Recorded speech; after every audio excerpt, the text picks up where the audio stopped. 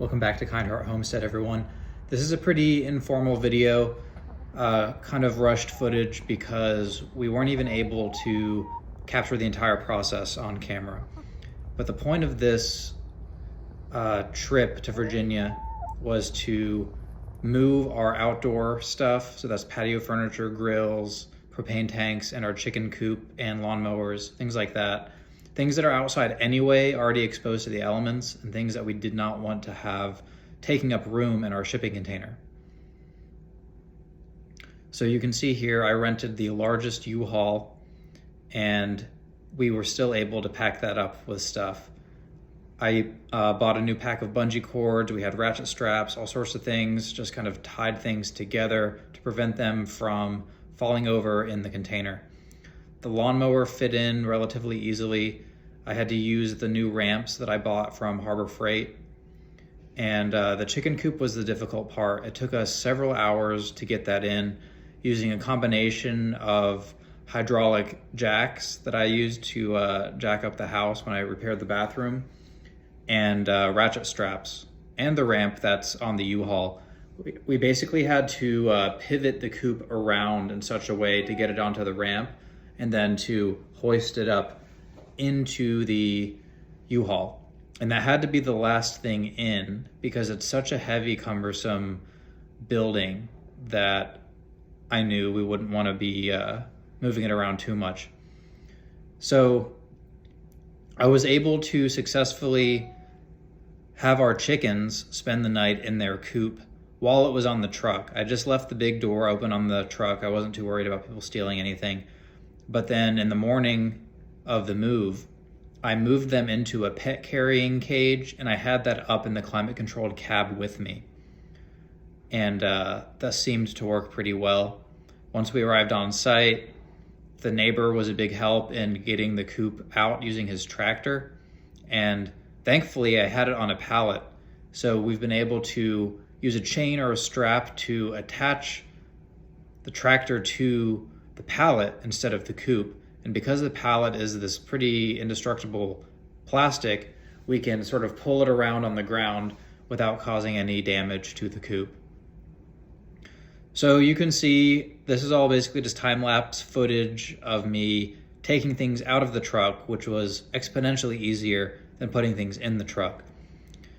Maybe one of the reasons is because we were collecting things from all around our property, from our old homestead, just trying to figure out what needs to go and what we're throwing away. Whereas unloading the truck, everything in the truck needs to come out.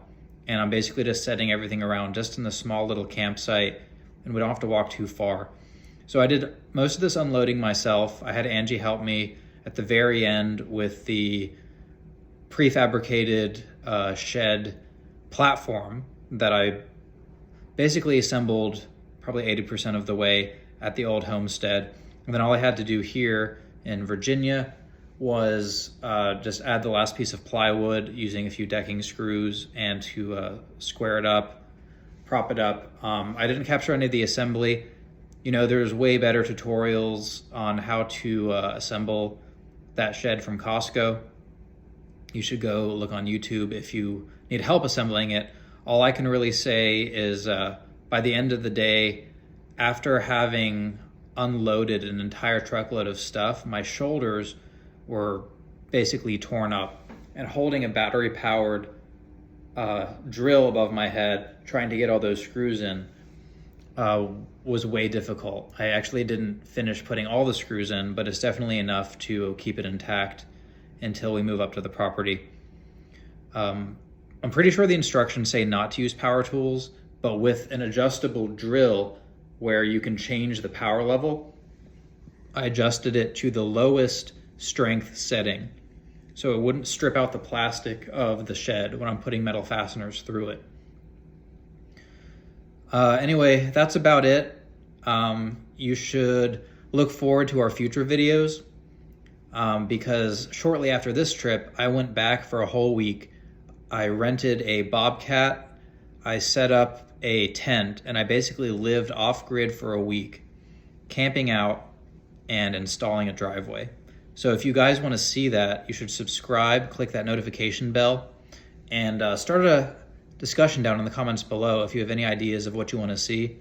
You know, I'm safely back from that trip here in South Carolina at my parents' house. I'm a bit behind on videos, but if you get involved in the channel, you'll be able to catch up pretty soon of all the stuff that we've been working on.